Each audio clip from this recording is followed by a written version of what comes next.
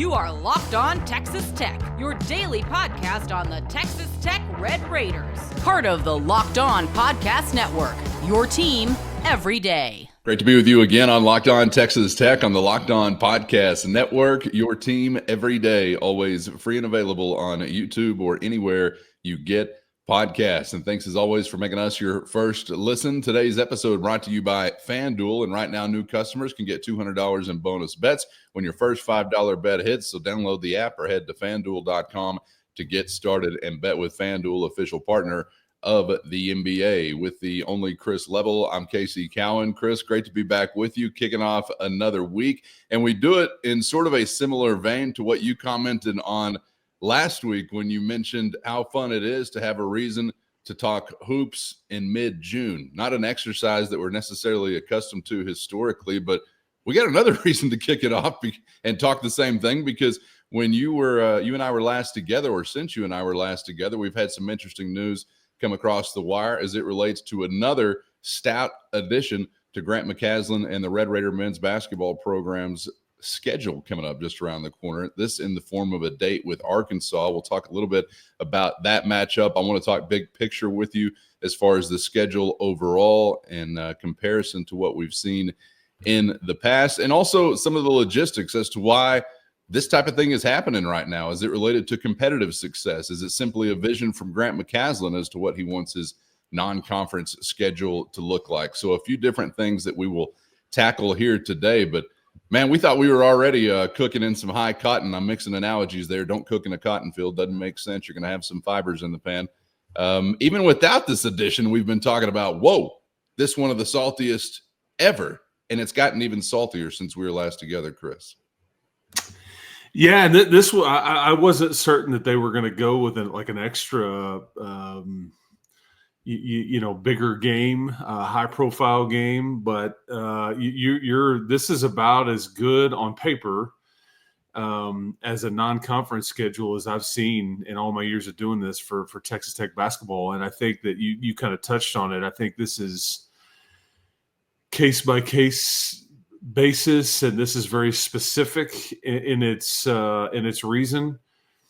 I think, if you go back to the Big 12 spring meetings, which were late May, so it's not really spring. I guess maybe technically it is. It's not really summer until mid to late June, which always throws me off. But in the spring meetings, they're all the basketball coaches show up, and this was at the they met in Florida and everything. All the football coaches, and they go through all the conference business, and there was a lot of playoff talk and scheduling talk and all the different things, right? But one of the things that came out of that is, they had unanimously opted to go to an 18-game conference schedule, which was the norm prior to this past year.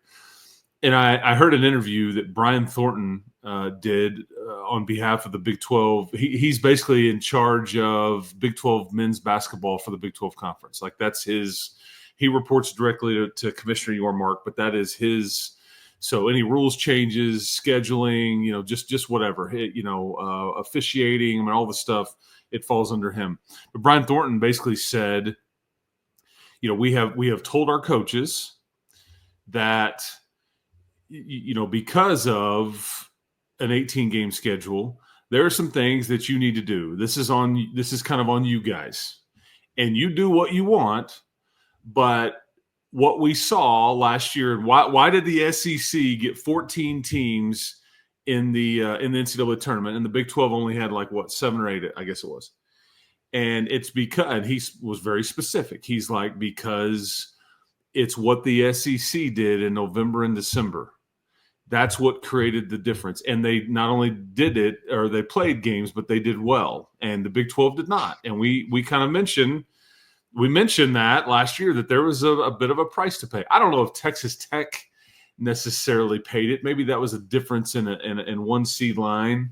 You were never in line to be like a 2, I don't think. You ended up being a 3.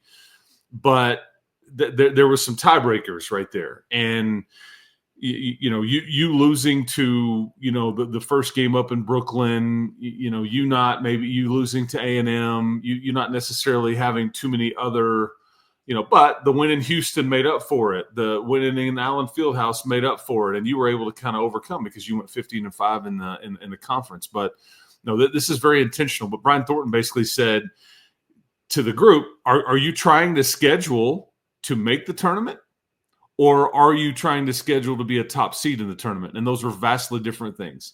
It is very clear, based on what we have on paper now, that Grant McCasland is trying to schedule for a top seed in the tournament. That's the goal and what you're trying to challenge yourself on.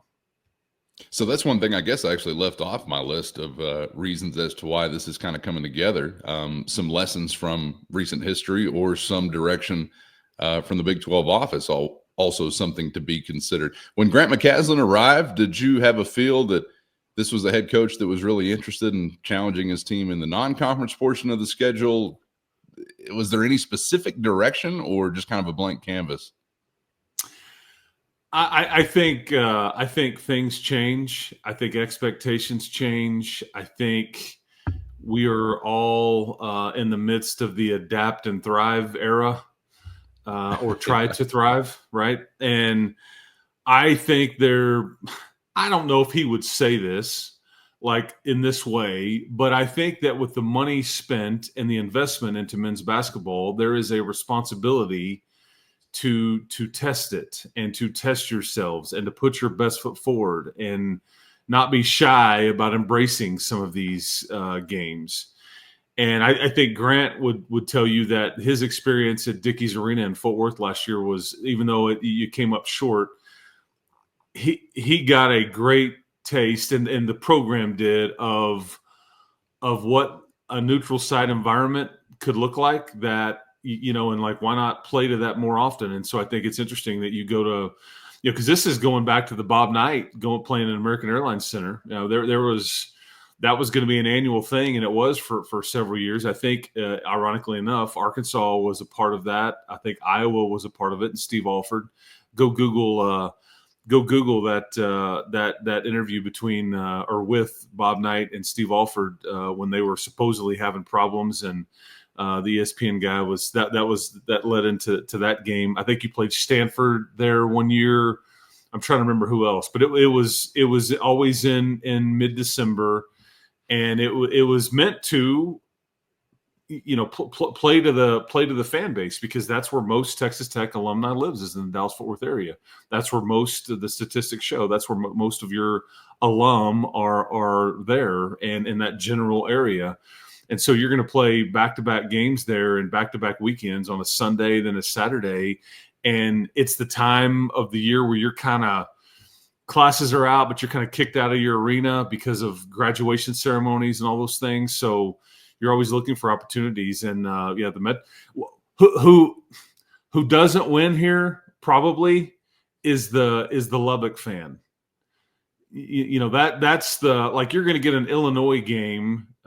So sorry, I'm all over the place, but on paper right now, it's LSU in Fort Worth, it's Arkansas in Dallas, it is Duke in New York, it is Illinois in Champaign, and it is Wake Forest, and then either Memphis or Purdue in the Bahamas. Well, one word I haven't mentioned to you there is Lubbock.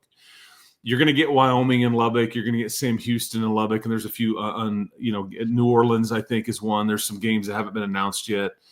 But the Lubbock fan is probably the one that doesn't feel as great about this, I guess, if you're looking for a reason to gripe or complain.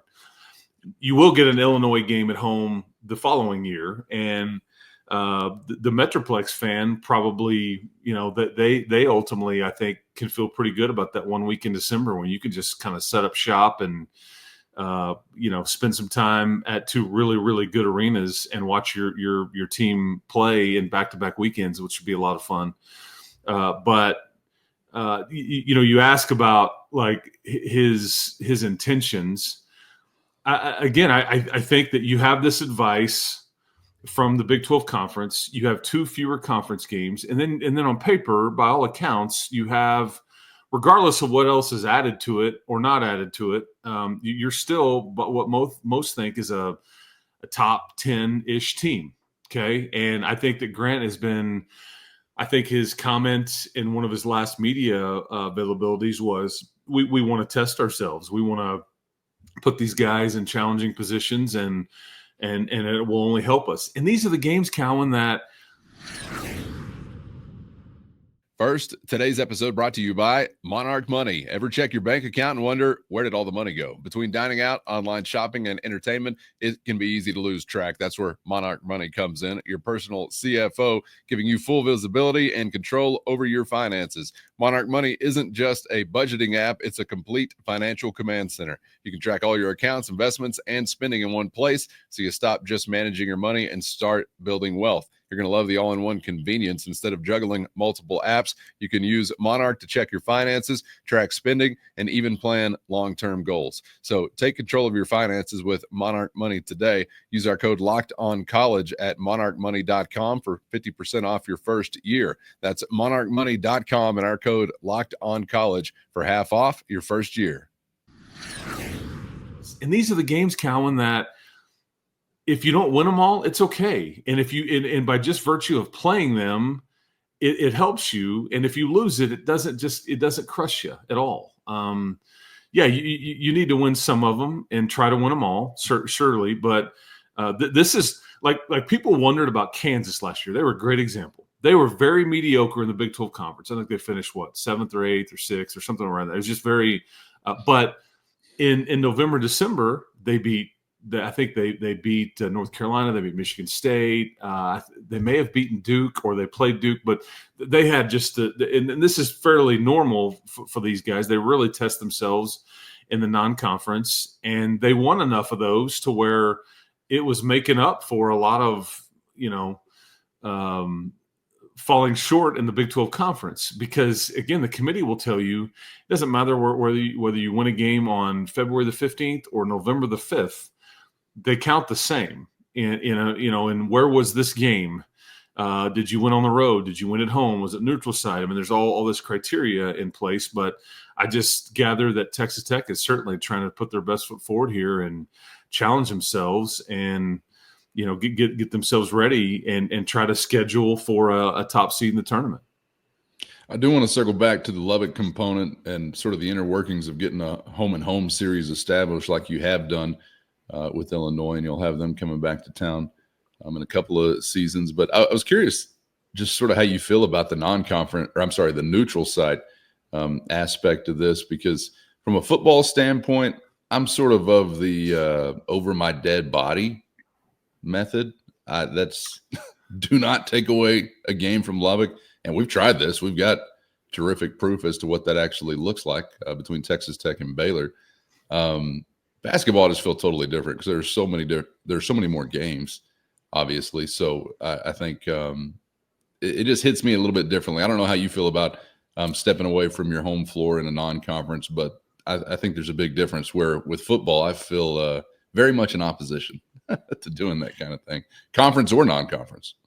Yeah, and it's obviously much more common in basketball circles, especially in November and December. And you're right, there is many more games. And like in Tech's case, I think this 1 week where they're going to go play 2 of these, that they can't play in their own building anyway. And I know Grant, and I think he's tried the home and home, right? He went out of his way to try to get the home and home with A&M. I mean, they got it done. It just never, there was no payoff there. And then you played the neutral site game with A&M as kind of hey, let's just try this first, and then we'll get to the other deal. And then the coaches have changed and leadership has changed. And I don't know if he'll ever get that back on that contract or anything like that. The Aggies live in such a fragile ecosystem. They're like a delicate flower. The barometric pressure must just be right. The wind speeds. I mean, is there any more delicate athletics department in the nation? God. If the stars just don't align, sorry, boys, can't do it. Sorry. And weirdly enough, one game that you'll get at home is Wyoming. Now, you beat these guys by like 40 points, but this is Coach Linder's old program. But if you remember back, that was actually in their contract discussions when they were letting him out of his deal. The Wyoming folks were like, yeah, we want 3 or 4 games or whatever it was in Lubbock.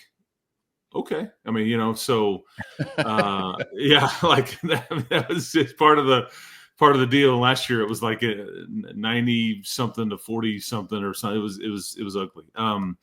So that's also a home game that you'll get, but it's the neutral site, and I think Texas Tech is doing it with purpose. I mean, are they looking to go play a neutral site game? Because I've seen these before where you go play in Kansas City as part of an MTE, or you go play, last year was in Brooklyn. You're doing Anchorage, Alaska. Anchorage, yeah. You're doing the Bahamas this year. Those are some holiday type scenarios. These are just one-offs. And not everybody wants to sign up for a home and home. Yeah, like we're not doing that. Like we're not coming to Lubbock. We would love for you to come to Baton Rouge or to Fayetteville, but we're not coming to Lubbock. Well, okay, what if we do this?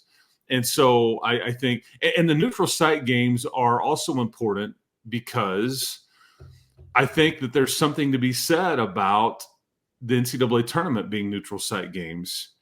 And I think that is there's a learning experience there, and there's a component there, and the crowds can be very different. Some of these neutral site games, not attended at all. I have a feeling the two that Texas Tech are involved in will be massively attended.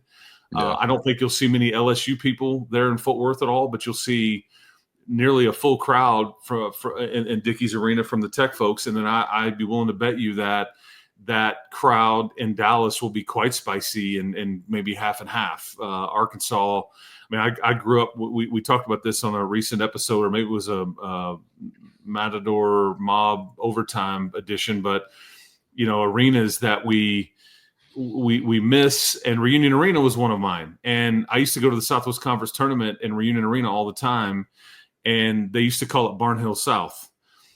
Because the Arkansas fans would just outnumber everybody, and they were really, really good. 40 minutes of hell, that whole deal, and they'd pull those RVs into that Reunion Arena parking lot, right down the street from the Sportatorium, the world's most famous, wrestling arena, which was a tin shack. That's where the Von Erichs and the Freebirds and all that. That was what I grew up with. And Arkansas would attend that like crazy, and I would expect the same thing here. Sure. I don't think it's crazy to think also about a competitive success component. I mean, the fact that you've had the runs that you have had, most recently had the run that you had now with Grant McCaslin, that has to factor into this, right? And hopefully if you can continue to be in that competitive realm, we'll sustain the opportunity to have some of these types of matchups. Yeah, again, there's lots of reasons here. I think that we've covered the fact that you're supposed to be good. There's been a serious investment made. You have been told by your conference officials, "Hey, schedule up. Like you need to, and then do well." It's kind of in your hands, guys. And then I think too, part of this is you're trying to build on some momentum from last year. I mean, this has kind of been slowly ramping up, and you with one of the top seeds in the country last year, and like you feel like you can do better than that, and you went to the Elite Eight, and you feel like you can do better than that. So I think there's clearly a method to the madness here, and I think Grant is embracing it.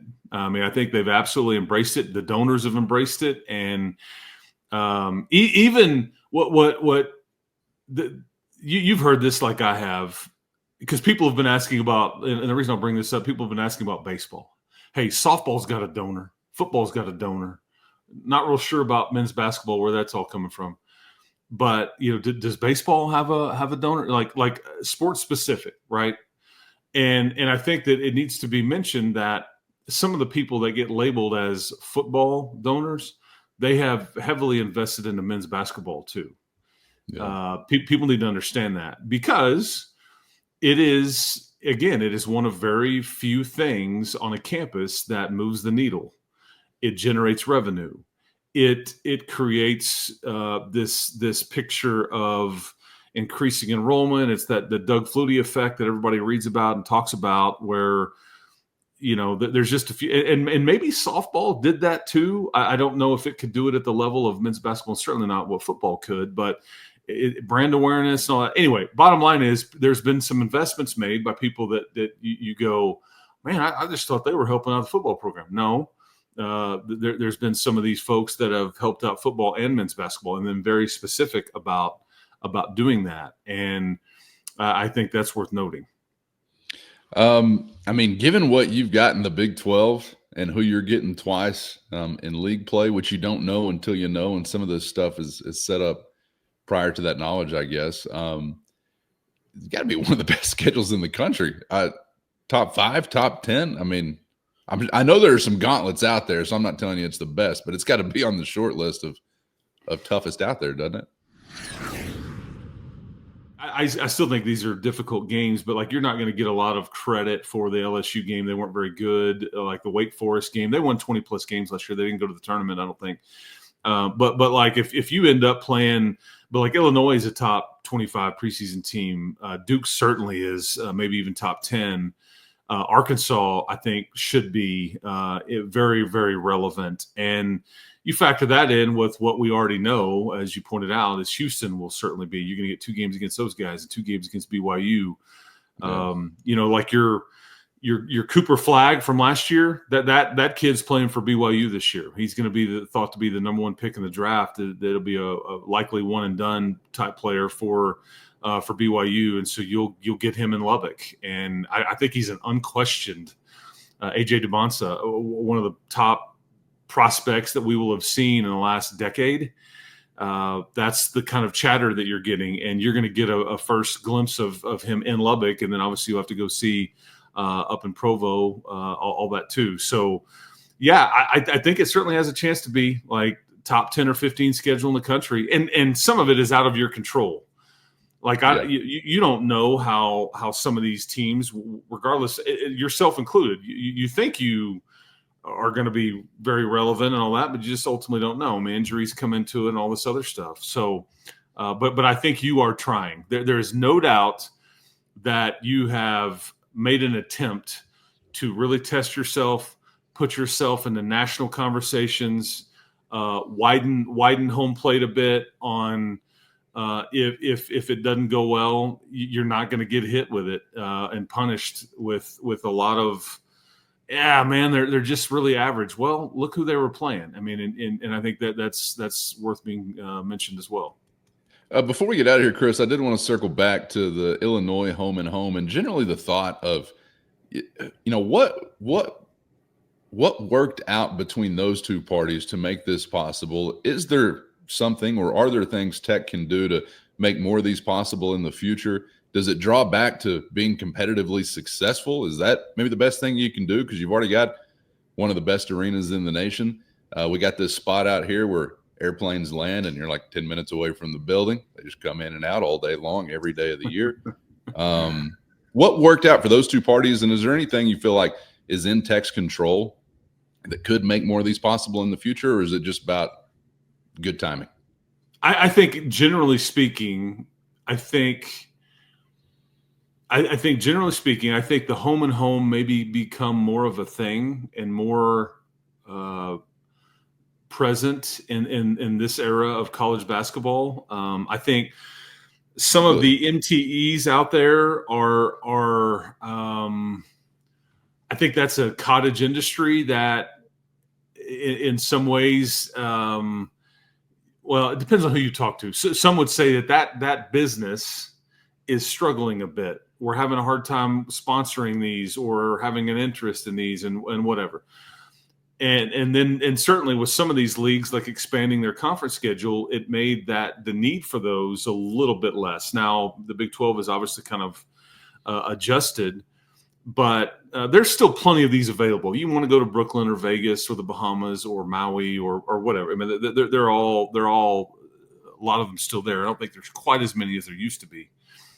But that's why the neutral site game has been more prevalent, like these one-offs. If you can find an arena, find a common opponent. But I think the home and home, there's and in this one, I think Brad Underwood and Grant have known each other for a long time. I think there's a mutual respect. I think Grant was intentional with that particular game and saying, even more so on just scheduling up in general. I think, hey, because this is early, man. You're going to play. Yeah. You're going to play Illinois before you even have really much figured out at all. And Illinois, I think a lot. I've seen them around 13th, 17th, 20th, somewhere out, depending on where you look. Not that any of those polls are official, but just kind of a glimpse, snapshot. Yeah, but it'll be the TJ Shannon game, I guess, right? November 11th. For those who are unaware, November 11th, man. And I think you start the season the week before, so this is like, I mean, bang bang. It's on a Tuesday. I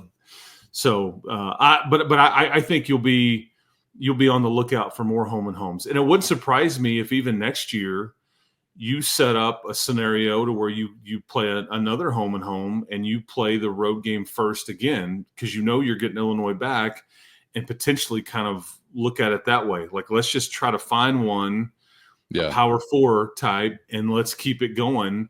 Because if you're the one that initiates it, and there's some I don't know, hey, we'll come play you first. Okay, that's a little more palatable. And so if you could just stomach playing the road game first here with a really good team, if you can get on kind of a rotation, you're going to get one coming back every year. And so much of this too is that there is no SEC and Big East challenge anymore. These were built in, these were baked into the schedule every year. So you were getting true road game, true home game, and all that. So because of some of these challenges have gone away, that's also kind of increased the need for the true road game, or going to play on the road and home and homes and all those kinds of things.